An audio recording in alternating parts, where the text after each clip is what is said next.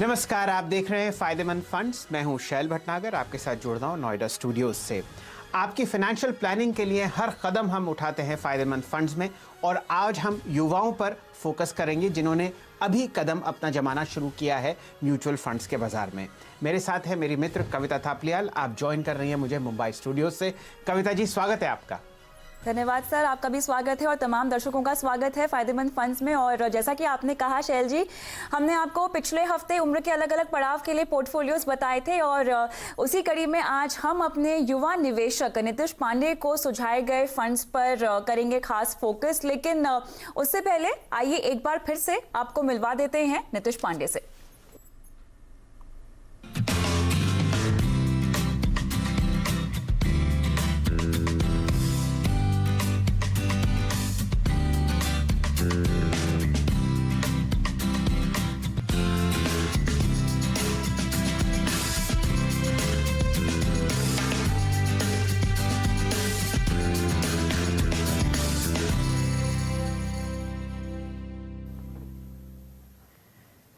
तो आप हैं नीतीश पांडे, उम्र है 25 साल, लेकिन सोच बहुत गहरी है। आप इसी उम्र से एसआईपी कर रहे हैं सन 2018 से, और आपको 2 साल हो गए हैं म्यूचुअल फंड इंडस्ट्री में, और आपका लक्ष्य है लगभग 5 करोड़ रुपए का एक अच्छा पोर्टफोलियो जमा करने का कुछ ही साल में। अभी फ़िलहाल आप लगभग 10,000 रुपये इन्वेस्ट कर रहे हैं। कुछ आपका एग्जिस्टिंग पोर्टफोलियो था जो हमारे मित्र श्री ओमकेश्वर सिंह साहब ने बिल्कुल फेरबदल किया है। ओमकेश्वर सिंह साहब rankmf.com म्यूचुअल फंड वेबसाइट के सीईओ हैं, और लगभग 2 दशक से बहुत शानदार तरीके से राय दे रहे हैं अपने म्यूचुअल फंड पोर्टफोलियोज पर। ओम जी, स्वागत है आपका। बताइए, कौन सा आपने पोर्टफोलियो सजेस्ट किया था पांडे साहब के लिए? कौन कौन से ऐसे 4 फंड्स थे जिस पर आपने उनको कहा था निवेश करना लगभग 2,500 रुपये हर महीना? जी शैलेंद्र जी, तो उनको जो चार जो दिया था वो था, एक मल्टी कैप था यूटीआई इक्विटी, एक लार्ज कैप था एक्सेस ब्लू चिप, और एक मिड कैप भी रखा था। उसमें थोड़ा सा उतार चढ़ाव तो ज़्यादा होता, लेकिन चांसेस ऑफ ग्रोथ ज़्यादा होते, इसलिए एक मिड कैप मोतीलाल ओसवाल, और एक टैक्स के लिए एक्सेस लॉन्ग टर्म इक्विटी। ये 4 फंड थे उनके लिए। जी, चलिए, ये चारों फंड आपके सामने फिलहाल स्क्रीन पर आते हुए दिख रहे हैं आप।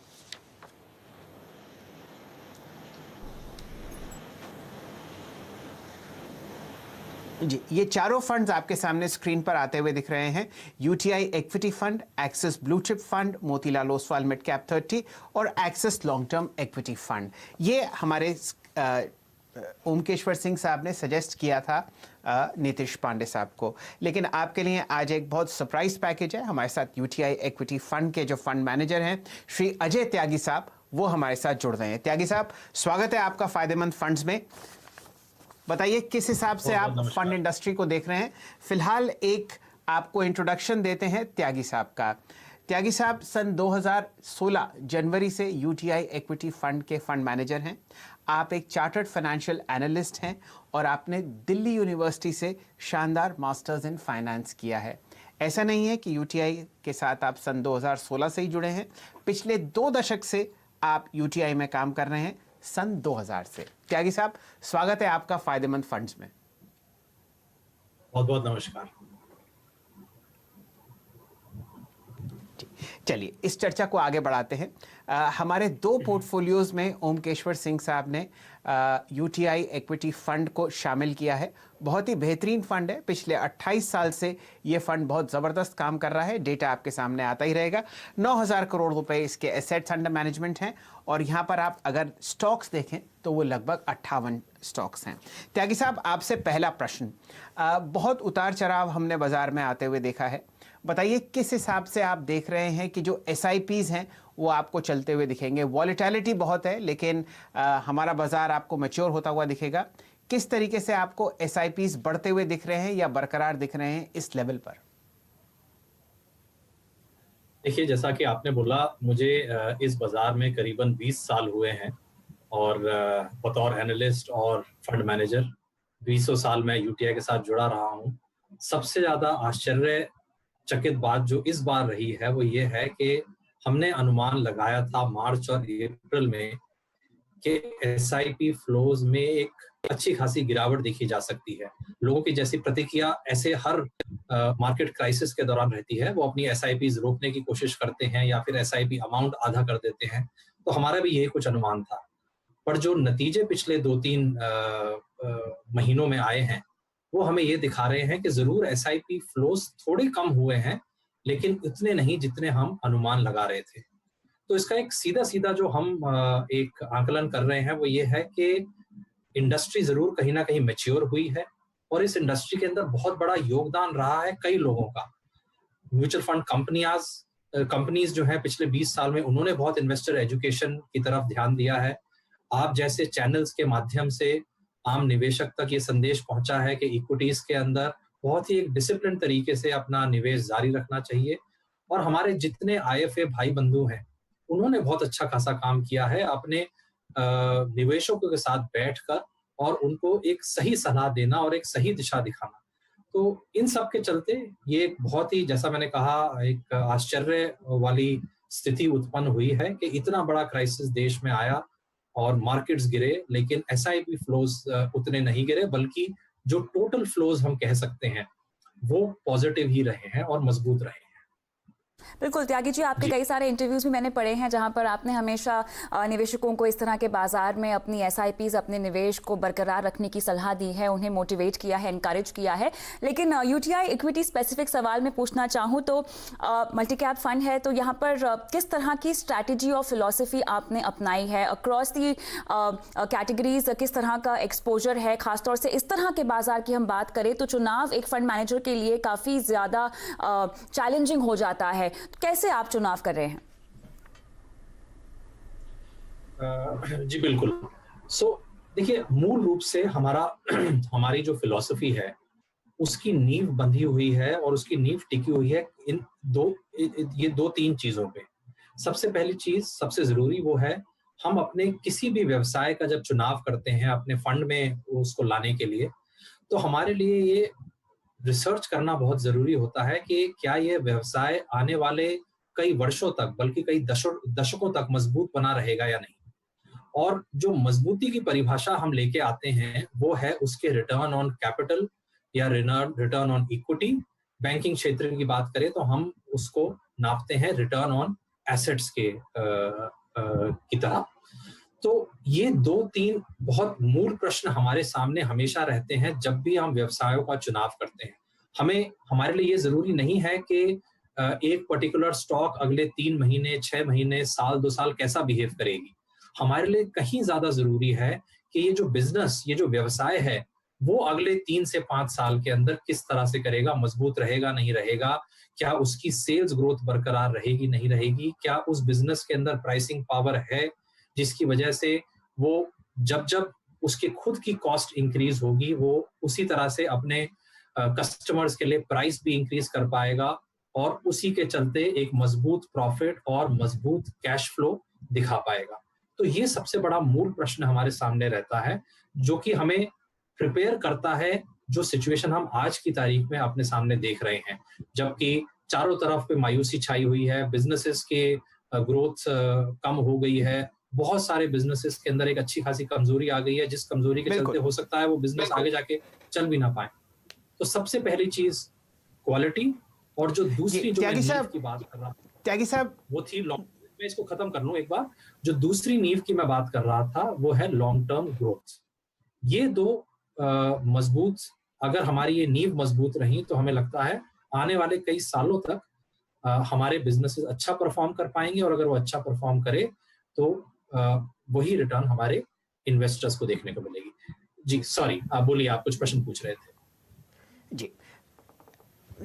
जी हाँ त्यागी साहब, मैं ज़रा ये जानना चाह रहा था, फिलहाल जो आप बाज़ार में वॉलेटिलिटी देख रहे हैं, कुछ ऐसे सेक्टर्स हैं जहां पर आप अंडरवेट हैं और कुछ ऐसे हैं जहां पर आपने ज़्यादा निवेश कर रखा है अपने इंडेक्स के मुकाबले। एक ऐसा सेक्टर है जो कि पब्लिक सेक्टर कंपनीज से ताल्लुक़ रखता है, जहां पर हम बहुत ज़बरदस्त वॉलेटिलिटी और प्राइस एक्शन आते हुए देख रहे हैं। ये बीटन डाउन सेक्टर है, लेकिन यहाँ पर इस हफ्ते आपने बहुत शानदार तेज़ी देखी। आने वाले समय के लिए, अगले 1 महीना या और लंबी अवधि के लिए, क्या आप देखते हैं पब्लिक सेक्टर यूनिट्स में आपको यहां से और अच्छी रैली आती हुई दिखेगी स्टॉक मार्केट्स में? देखिए, मैं अपना उत्तर दो भागों में दूंगा। सबसे पहला कि बाजार में अगले 1 महीने क्या होने वाला है या 2 महीने क्या होने वाला है, उसका आकलन हम कभी नहीं लगाते। सबसे पहली चीज, हमें नहीं लगता कि कोई भी आदमी किसी भी एक प्रोसेस को फॉलो करते हुए और प्रोसेस के तहत बोल सकता है कि बाजार की क्या दिशा रहेगी। मार्च में अगर किसी ने बोला होता कि बाजार नीचे गिरने के बाद 30%, 40% 2 महीने में ऊपर जाएगा, तो आप मान सकते हैं कि उसकी बात किसी ने ना सुनी होती और ना ही मुझे लगता है कोई ऐसा कहने वाला था। तो दिशा क्या रहेगी बाजार की और कुछ क्षेत्रों की और कुछ कंपनियों की, उसके बारे में तो हम ना कभी सोचते और ना कभी अपना समय उस दिशा में व्यतीत करते। दूसरी जरूरी चीज, आपने बोला कि पीएसयू कंपनीज कैसा करेंगी। देखिए, मैंने आपको इससे पहले प्रश्न में उत्तर दिया था कि हमारे जितने भी रिसर्च है वो केंद्रित रहती है कि व्यवसाय मजबूत रहेगा या नहीं, व्यवसाय प्रॉफिटेबल है या नहीं, व्यवसाय में ग्रोथ आएगी या नहीं, उसी दिशा में व्यवसाय की मैनेजमेंट कितनी स्ट्रांग है या नहीं। अब मैं ज्यादा नहीं बोलना चाहूंगा, लेकिन आप अपने आप अनुमान लगा सकते हैं कि इन चारों प्रश्नों का उत्तर जब आप एक पीएसयू के संदर्भ में ये पूछेंगे तो शायद जवाब नकारात्मक रहेगा। त्यागी जी, यहाँ पर केमिकल सेक्टर को लेकर किस तरह का आपको लगता है कि प्रेडिक्शन या आपका स्टैंड रह सकता है? खासतौर से अगर हम चाइना के मद्देनज़र बातों को समझना चाहें तो फैक्ट्रीज जो हैं वो मूव हो जाएंगी, सप्लाई चेन्स यहाँ पर काफ़ी हद तक डाइवर्सिफाई होगा। क्या आपके मुताबिक अब एक्शन रहेगा फंड का?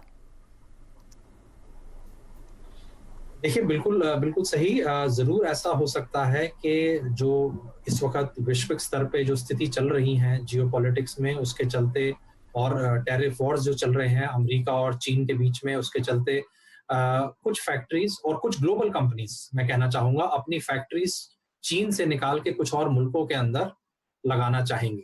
भारत उनमें से एक मुल्क जरूर रहेगा। इसमें दो चीजों का हमें ध्यान रखना है। सबसे पहली चीज, देखिए, केमिकल क्षेत्र के अंदर कुछ ही कंपनीज हैं जिन्होंने पिछले दशक में एक अच्छी खासी प्रॉफिटेबल ग्रोथ दिखाई है। ग्रोथ बहुत कंपनीज ने दिखाई है, लेकिन प्रॉफिटेबल ग्रोथ केवल कुछ ही कंपनीज ने दिखाई है। तो पहले तो आपको अपना पूरा ध्यान उन कंपनीज पे केंद्रित रखना है। दूसरा, उनमें से आपको चुनाव उन कंपनीज का करना है जो अब बहुत ही एक बड़ा साइज हैंडल करने की क्षमता रखते हैं। जाहिर सी बात है, अगर आप मान लीजिए फर्ज करिए 1000 टन प्रोड्यूस कर रहे थे और ग्लोबल स्तर की बहुत बड़ी कंपनियां अपनी फैक्ट्री उठा के चाइना से हिंदुस्तान में लाना चाहेंगी, तो वो 1000 टन की जगह आपको शायद 10,000 टन बनाना पड़े।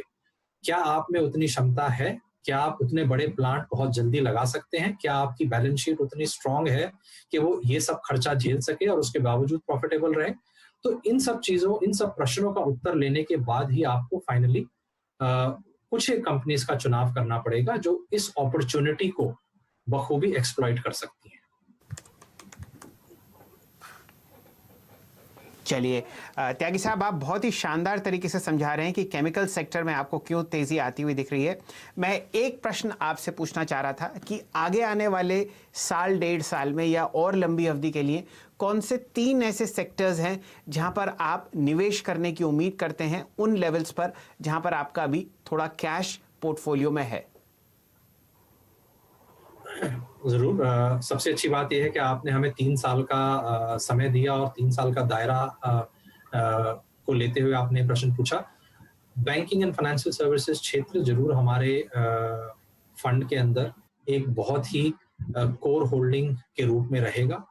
जैसे जैसे कंजम्पशन ग्रोथ इस देश में बढ़ेगी, भले ही वो गाड़ियों की सेल रहे या एलईडी टीवीज की या मोबाइल फोन्स की या वाइट गुड्स की सेल रहे, मुझे लगता है कहीं ना कहीं कंज्यूमर फाइनेंस एक बहुत इम्पोर्टेंट एक कदम रहेगा कंज्यूमर्स के लिए इन सब चीजों को खरीदने का।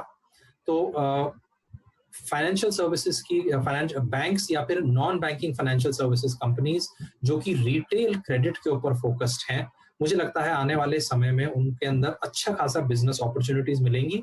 और अगर वो बहुत स्ट्रॉन्ग क्रेडिट क्वालिटी को अपने सामने रखते हुए बिजनेस कर रहे हैं, स्ट्रॉन्ग अंडरराइटिंग क्वालिटी को अपने सामने रखते हुए अपना बिजनेस बढ़ा रहे हैं, तो जाहिर सी बात है वो वैल्यू भी क्रिएट करेंगे और उनकी मार्केट कैपिटलाइजेशन भी बढ़ेगी।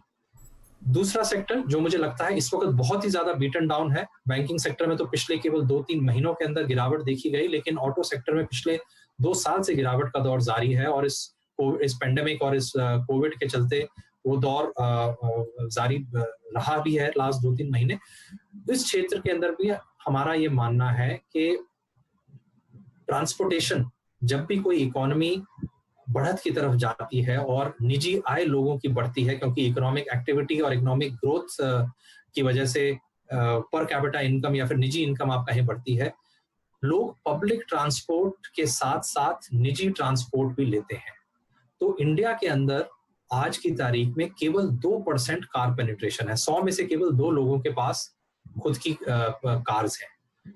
यही आंकड़ा अगर आप इमर्जिंग मार्केट्स का देखें तो करीबन 15% लोगों के पास निजी गाड़ियां हैं, और अगर आप डेवलप क्षेत्र के मुल्कों पे जाएं, डेवलप कंट्रीज पे जाएं, तो यही आंकड़ा 40% है।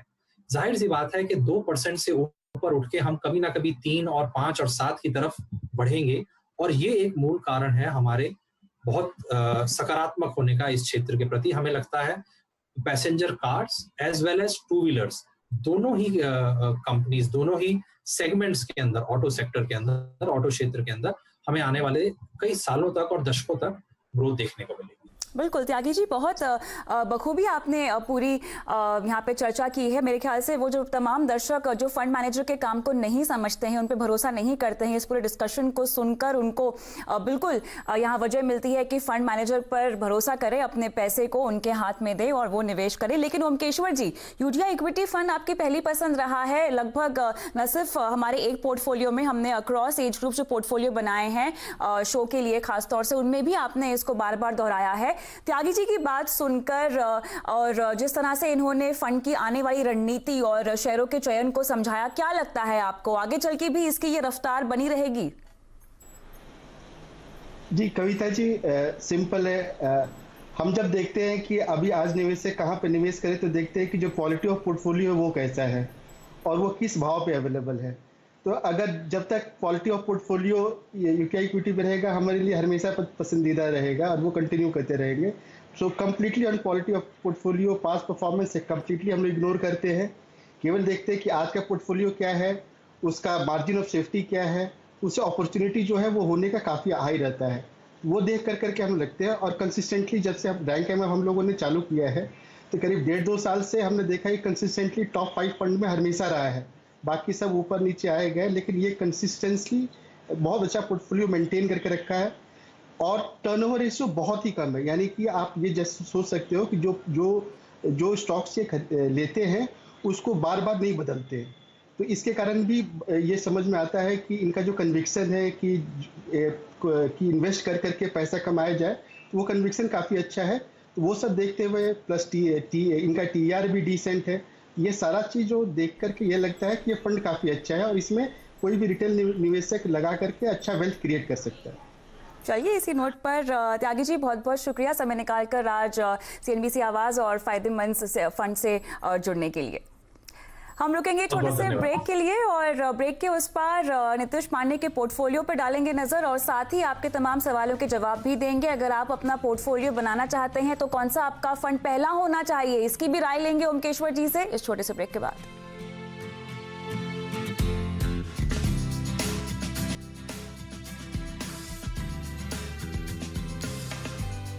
नमस्कार, फायदेमंद फंड्स में आपका स्वागत है। मैं हूं शैल भटनागर। हमारे साथ ओमकेश्वर सिंह साहब जुड़े हुए हैं जो शानदार राय देते हैं फंड पोर्टफोलियोज पर, और मुंबई से हमारे साथ जुड़ी हैं कविता थपलियाल जी। हमारी आज कॉलर हैं रत्ना जी। रत्ना जी, आप अपना पहला इन्वेस्टमेंट करना चाहती हैं, बताइए क्या अमाउंट लगाना चाहती हैं और कितने लंबे समय के लिए आप ये इन्वेस्टमेंट चालू रखेंगी हर महीने? सर अभी तो मेरी गुड इवनिंग सर, अभी मेरी एज जैसे 26 साल है और मेरी मंथली सैलरी 25,000 है। तो आप मुझे एक आइडिया दीजिए कि अभी कितने का इन्वेस्टमेंट सही रहेगा और किसमें अगर मैं लगाऊं तो ज़्यादा अच्छा रहेगा। जैसे अभी वैसे तो कोरोना वायरस का टाइम है, तो मतलब अभी लगाना सही रहेगा या कैसा रहेगा? तो सबसे सही दिन SIP स्टार्ट करने का रत्ना जी आज है। आप बेहिचक होके पैसे लगाएं, और मेरे ख्याल से अगर आप 10% अपनी सैलरी का इन्वेस्ट करते हैं तो आपको फंड बताएंगे ओमकेश्वर जी कि किस में आपको एक शानदार SIP शुरू करना चाहिए। सिंह साहब बताइए, कोई आपको स्टॉक पसंद आ रहा हो रत्ना जी के लिए? जी, तो रत्ना जी ने कोविड का भी नाम लिया, तो पहली बार वो इन्वेस्ट करना चालू कर रही हैं, तो उनके लिए एक ऐसे फंड का चयन किया है जो कि वॉलेटिलिटी में बेटर रहता है। उसका मेन फंक्शन रहता है कि वो लॉस ना करे, मतलब कि पोजीशन ऐसा होता है कि लॉस ना करे, उसके बाद फिर वो प्रॉफिट पर ध्यान देता है। तो एक DSP क्वांट फंड है, वो एक थीमेटिक फंड है, और उसका अगर आप देखोगे तो वो पिछले 1 साल से काफ़ी शानदार परफॉर्मेंस भी दिया है। और इसका जो क्वालिटी ऑफ पोर्टफोलियो है बहुत अच्छा है। इसमें जो एक्सपेंस रेशियो है वो बहुत कम है। इसमें जो रिस्क में जैसे बताया कि चूँकि ये क्वांट फंड है तो रिस्क को काफ़ी अच्छे से मैनेज करता है, और इसलिए इसकी जो टॉप होल्डिंग्स हैं उसमें भी आप देखोगे टॉप 10 होल्डिंग करीब 43% जो है, उसमें से 3 HDFC ग्रुप के ही हैं, जैसे HDFC bank, HDFC life, Bajaj finance, Bajaj Finserv, तो ट्विंस, सारे जितने भी अच्छे quality, Asian paints, Tata consultancy, तो इसका जो क्वालिटी ऑफ पोर्टफोलियो है बहुत अच्छा है। और इसका जो तरीका है, जो इन्वेस्ट करने का तरीका है, वो भी काफ़ी सटीक है इस वॉलेटाइल मार्केट में।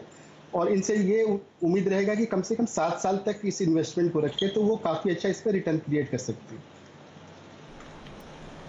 ऑलराइट, चलिए आगे बढ़ते हैं। और अगला सवाल ईमेल के जरिए हमारे दर्शक ने हमें भेजा है, राघवेंद्र जी, और इनकी उम्र 38 साल की है। इनकी मासिक आय की बात करें तो ओमकेश्वर जी 32,000 रुपये ये कमाते हैं, जिसमें से 20,000 रुपये का इनका हर महीने का खर्चा भी है। और इन्हें अपने बच्चे की पढ़ाई के लिए 10 साल में लगभग 12 लाख रुपए जुटाने हैं, और फिलहाल कह रहे हैं कि 22 साल में बच्चे की शादी भी करनी है, उसके लिए 25 लाख रुपए भी चाहिए।